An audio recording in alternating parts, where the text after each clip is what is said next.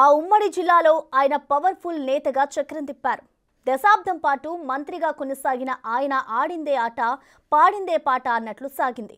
ఉమ్మడి జిల్లాలో ఉన్న పార్టీ ఎమ్మెల్యేలు అందరూ అతని మాట వినాల్సిందే.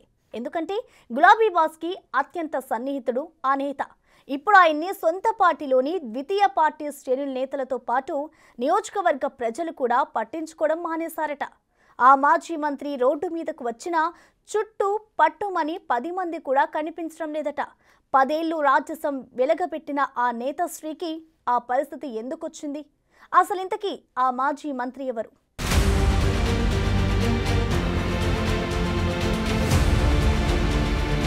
2023 సంవత్సరంలో జరిగిన సాధారణ ఎన్నికల్లో ఉమ్మడి నల్గొండ జిల్లాలో ఉన్న 12 అసెంబ్లీ నియోజకవర్గాల్లో ఒక సూర్యాపేట నియోజకవర్గం మినహా మిగతా 11 నియోజకవర్గాల్లో కాంగ్రెస్ పార్టీ అభ్యర్థులు విజయం సాధించారు. బీఆర్ఎస్ పార్టీ అభ్యర్థిగా సూర్యాపేట నుండి బరిలో నిలిచిన మాజీ మంత్రి జగదీష్ రెడ్డి హ్యాట్రిక్ విజయం సాధించారు. లాయర్ గా కెరియర్ ప్రారంభించిన జగదీష్ రెడ్డి టీఆర్ఎస్ లో చేరి తెలంగాణ ఉద్యమంలో హడావిడి చేశారు.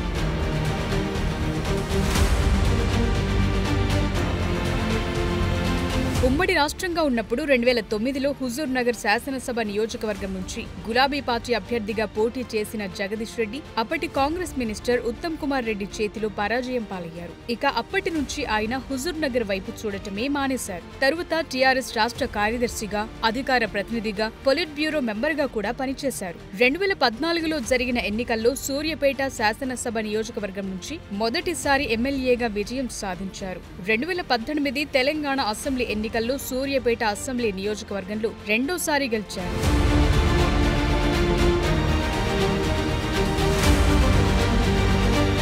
గులాబీ పార్టీ అధ్యక్షుడు కేసీఆర్ తో ఉన్న సాన్నిహిత్యంతో ఆయన 2 టర్మ్లు మంత్రిగా కొనసాగారు. గత ఎన్నికల్లో తిరిగి సూర్యాపేట నుంచి విజయం సాధించి హ్యాట్రిక్ కొట్టారు. ఉమ్మడి నల్గొండ జిల్లాలో కార్ పార్టీకి దక్కిన ఏకైక సీట్ సూర్యాపేటే కావటం గమనార్హం. అదలా ఉంటే సార్వత్రిక ఎన్నికల్లో కార్ పార్టీ చతికిరబడటంతో ఆ మాజీ మంత్రిని జిల్లాలోనే కాదు సొంత నియోజకవర్గంలో కూడా పట్టించుకునే వారే కరువయ్యారట. సూర్యాపేట సెగ్మెంట్ లో గులాబీ శ్రేణులే ఆయన లైట్ తీసుకుంటున్నాయట.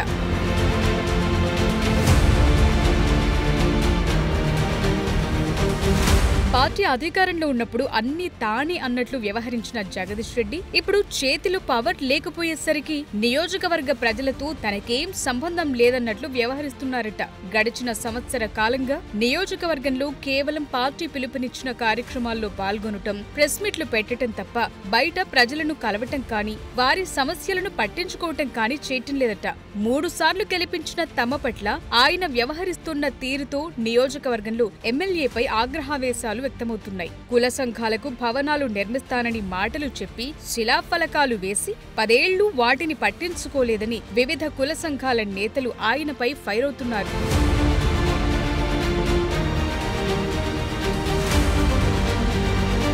ఇక పార్టీకి చెందిన గ్రామ స్థాయి నేతలు, మండల స్థాయి నేతలు సైతం ఆయనపై అసహనంతో కనిపిస్తున్నారు.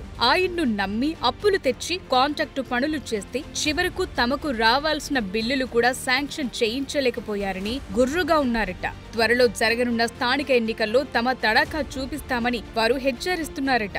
ఇక మరోవైపు కాంగ్రెస్ పార్టీ నియోజకవర్గ ఇన్ఛార్జిగా ఉన్న మాజీ మంత్రి దామోదర్ రెడ్డి ప్రభుత్వ సంక్షేమ పథకాలను ప్రజల్లోకి తీసుకుపోవడంతో పాటు ప్రభుత్వ కార్యక్రమాల్లో చురుగ్గా పాల్గొంటూ ప్రజలకు మరింత చేరువవుతున్నారు. దాంతో ప్రజలు ఆయన్ని తమ ఎమ్మెల్యేగా భావిస్తూ పనుల కోసం ఆయన దగ్గరికే వెళుతుండటం విశేషం. మరోవైపు జగదీష్ రెడ్డిపై అనేక అవినీతి ఆరోపణలు వస్తున్నాయి. మొత్తానికి సూర్యాపేటలో మాజీ మంత్రి జగదీష్ రెడ్డి డమ్మి ఎమ్మెల్యేగా మిగిలిపోయారన్న టాక్ వినిపిస్తోంది.